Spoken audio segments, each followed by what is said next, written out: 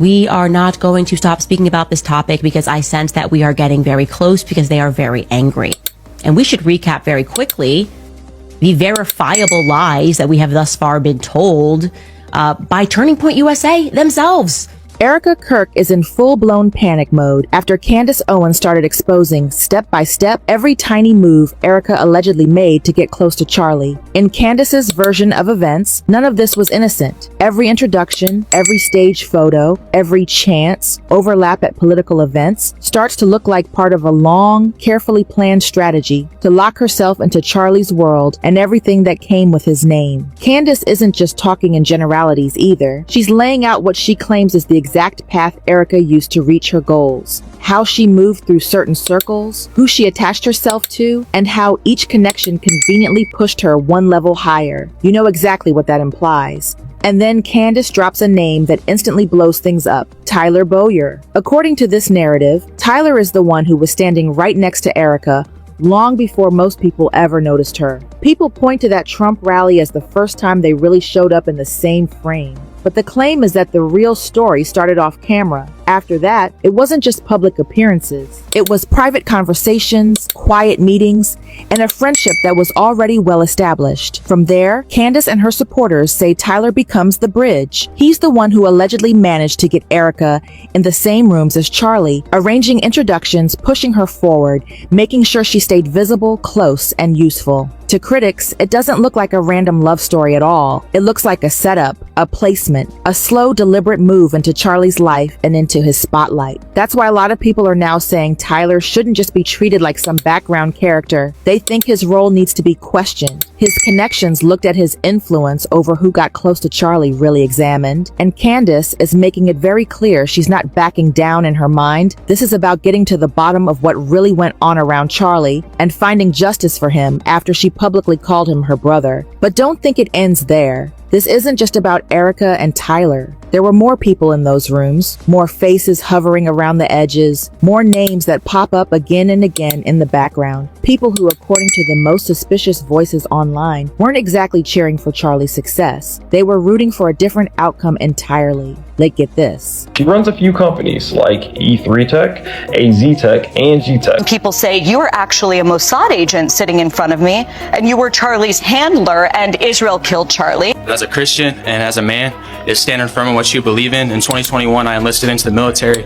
As far as Thank you for your service. There's a new allegation circulating, and this one is different. According to claims from what's described as a military source, Erica Kirk's own mother may have been quietly watching Charlie, not supporting him, not attending as family, watching him. And if that's true, it raises a question people have been asking for months. Just how much of what we saw was real and how much was carefully arranged? Let's go back to 2022. Erica Kirk posted a birthday tribute to her mother, Lori France V. The post painted a picture of warmth and closeness. She described a loving bond between her mom and Charlie, supportive, trusting, united, the kind of relationship you'd expect in a happy family. That was the story she told publicly. And I want to be able to have one thing left that is sacred to our family, to my in-laws, to my babies, and to my parents.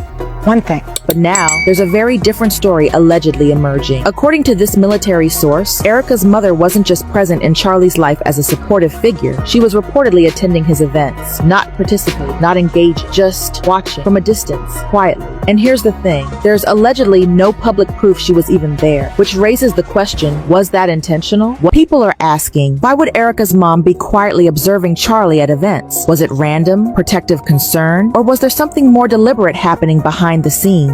The assumption, according to those discussing this claim, is that it may have been done for Erica, but why and what was being observed? Everything beyond this point enters the realm of speculation, but it's speculation that people feel compelled to explore because too many things around Erica Kirk have felt calculated, controlled, and inconsistent. For years now, there have been online rumors tying Erica to intelligence agencies. Some have even mentioned Mossad. Let's be clear, there is no proof. These are rumors, but they've existed long enough and loudly enough that people keep coming back to them. And when new allegations like this one surface, people start re-examining everything through that lens. People say you were actually a Mossad agent sitting in front of me, and you were Charlie's handler, and Israel killed Charlie.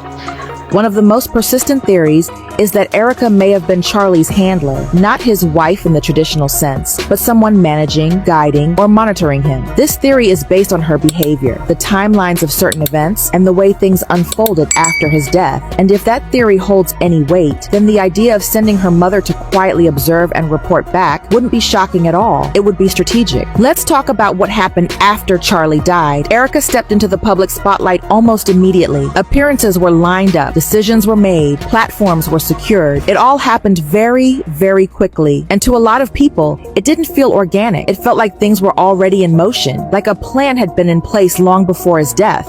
It's the little things, and I know that people who have experienced loss totally understand what I'm saying. It's the small things that just get... Think about it. Most people, when they lose someone they love, need time. They need space to grieve, to process, to figure out what comes next. But Erica, she was out there, front and center, speaking, appearing, taking control. And while everyone handles loss differently, the pace of it all felt off. It felt rehearsed. People noticed her presence, and they noticed how it didn't match what they expected from someone in mourning. Some compared her entrances to WWE-style moments. Big energy, dramatic lighting, even fireworks at certain events.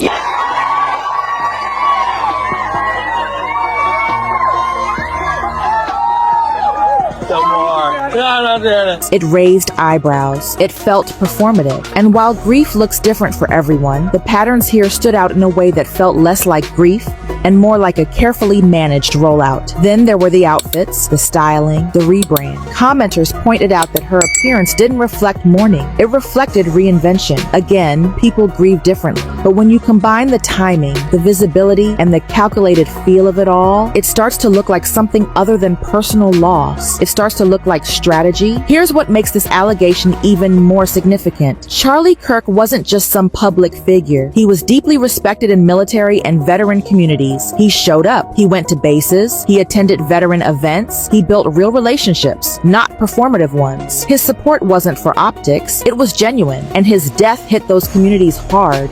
I just want to say, like, one of my core values as a Christian and as a man is standing firm in what you believe in. In 2021, I enlisted into the military. The military community isn't easily fooled. They can tell when someone is there for the cameras versus when someone genuinely cares. And Charlie, he genuinely cared. That's why his loss was felt so deeply. And that's why allegations that someone close to him may have been surveilling him feel like a betrayal. So when allegations surface that someone may have been watching him, tracking him, quietly observing his movements, it's not just personal drama anymore. It's something bigger. It raises serious concerns about who was around him, what they were doing, and whether the people closest to him were actually looking out for him or monitoring him. And this isn't the first time Erica's story has shifted. She's claimed, allegedly, that she barely dated before Charlie, but Stephanie, Charlie's sister, has said that Erica had 2 prior boyfriends. Then there's Tyler Massey, a relationship that resurfaced with photos, dates, and receipts. So which version is true? When someone's story changes depending on who's telling it, people take notice. And when family members contradict the official narrative, it becomes harder to dismiss as coincidence. Now, some might say, why does it matter who she dated? It matters because it's not about the dating. It's about the narrative. It's about cleaning up a story to make it look a certain way. Real life is messy. It doesn't fit into a polished timeline. But when someone consistently presents a version of their life that's too clean, too controlled, people stop giving them the benefit of the doubt. I lived out here. I was here for 5 years.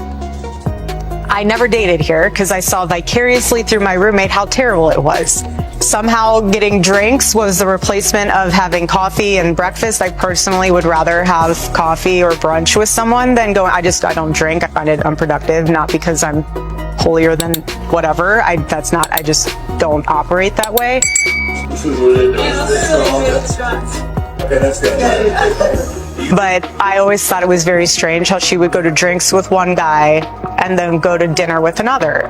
So expecting to marry someone that I was blessed with, like a Charlie, you have to be the type of woman that will attract a Charlie. Then there's the question of fear. Erica has said that Charlie wasn't afraid before his death, but Candace Owens has publicly stated that Charlie did express fear, 2 completely different versions, and neither has been clarified. So which one is accurate, and why would those stories conflict? Fear is a significant detail. If Charlie was afraid, it changes everything. It suggests he knew something. It suggests he sensed danger, and if he expressed that fear to others, but his wife claims he wasn't afraid at all, that's That's not just a difference of perspective. That's a fundamental contradiction. If this military source is correct, if Erica's mother really was quietly attending Charlie's events and watching from a distance, then this stops being about mixed stories and conflicting timelines. It becomes about possible surveillance. It becomes about control, and it becomes about something Erica Kirk has never explained. People are asking questions, and the more they ask, the less the official story seems to hold up. Was Erica's mom just a concerned parent, or was something else happening behind the scenes? And if it was intentional, who was it for? And what were they looking for? This is the allegation. This is what people are talking about. And this is what Erica has not addressed. The silence is loud, and the longer it goes unanswered, the more people will continue to ask, what really happened? Who was really in control? And what was Charlie Kirk walking into that he may not have fully understood? Investigators say Erica Kirk's own mother, Lori Fransby, allegedly sits on Superfeet's board.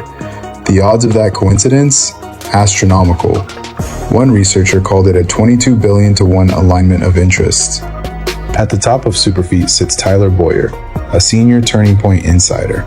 And if reports are true, that means the data of American citizens may have been routed through a foreign registered company run by the same people shaping their politics.